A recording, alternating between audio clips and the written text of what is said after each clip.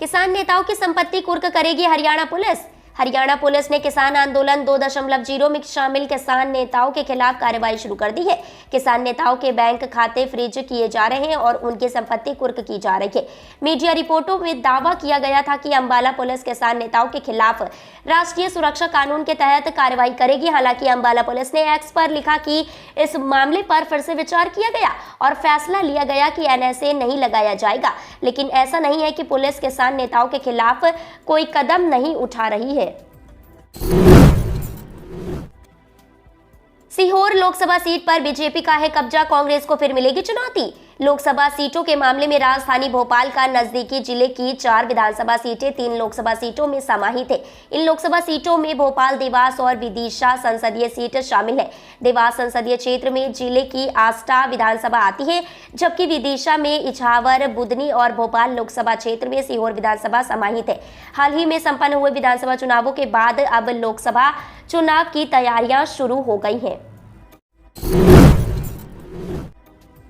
लोकसभा चुनाव की तारीखों का ऐलान जल्द, इस डेट के बाद हो सकती है घोषणा। लोकसभा चुनाव को अब महज कुछ ही महीने बचे हैं। चुनाव आयोग 13 मार्च के बाद कभी भी लोकसभा चुनाव के तारीखों का ऐलान कर सकता है। इंडिया टुडे के अनुसार चुनाव आयोग के सूत्रों ने बताया कि आम चुनाव की तैयारियों को लेकर चुनाव आयोग के अधिकारी विभिन्न राज्यों का अभी दौरा कर रहे हैं और जब ये पूरा हो जाएगा तब लोकसभा चुनाव के तारीखों का ऐलान कर दिया जाएगा। लोकसभा चुनाव में राज्य चुनाव आयोग की क्या तैयारियां हैं, इसके लिए चुनाव आयोग के अधिकारी तमिलनाडु का दौरा कर रहा है।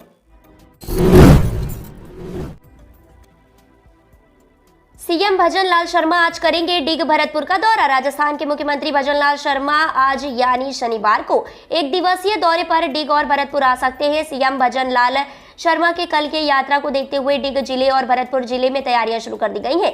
साथ रही जल संसाधन विभाग के कैबिनेट मंत्री सुरेश सिंह रावत और गृह राज्य मंत्री जवाहर सिंह बेझम ने भरतपुर सांसद रंजीता कोली, जिला कलेक्टर डिग श्रुति भारद्वाज और पुलिस अधीक्षक डिग राजेश कुमार मेड़ा के साथ नगर में होने वाले कार्यक्रम स्थल पर तैयारियों का जायजा लिया और आवश्यक दिशा निर्देश दिए।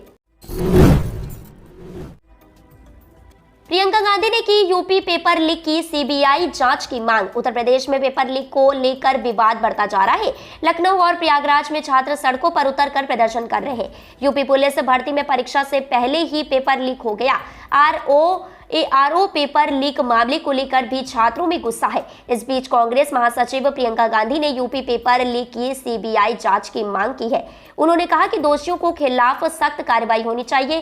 प्रियंका गांधी ने सोशल मीडिया एक्स पर लिखा, कांग्रेस ने यूपी में भर्ती विधान पेश किया था जिसमें पेपर लीक और भर्तियों में भ्रष्टाचार रोकने के प्रावधान रखे गए थे।